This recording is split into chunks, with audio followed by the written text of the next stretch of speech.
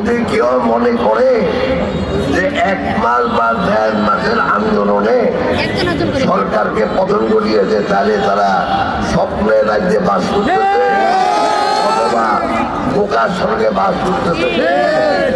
সবাই মনে রাখা উচিত যে লক্ষ্য এবং উদ্দেশ্য নিয়ে বিএনপি আন্দোলন করতেছিল, সেই আন্দোলনে এখনো আমরা আছি এবং যতদিন বাংলাদেশে জনগণের সরকার প্রতিষ্ঠা না হয়, যতদিন অবাধ ও সুস্থ গ্রহণযোগ্য নির্বাচনের মাধ্যমে দেশে আমরা নির্বাচিত সরকার না পাই, একদিনও আমাদের আন্দোলন থামবে না।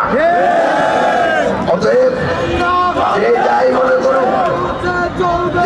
মনে করুন, আমাদের নেত্রী দেশের মানুষের মুক্তির জন্য, দেশে গণতন্ত্র প্রতিষ্ঠা করার জন্য জেলও খাটছে মিথ্যা মামলায়, তিনি অসুস্থ হয়ে পড়ছেন।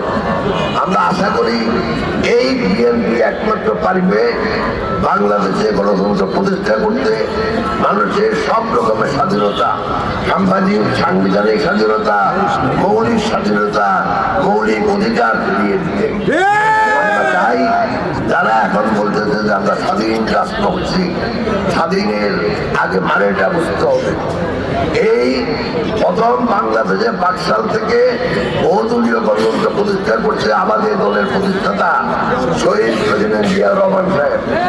আমরা উনি যে উদ্দেশ্য এবং লক্ষ্য নিয়ে বাংলাদেশে গণতন্ত্র প্রতিষ্ঠা করছে, আমরা এখনো একই লক্ষ্যে আমরা আছি এবং এর থেকে আমাদের নড়াচড়া হবে না।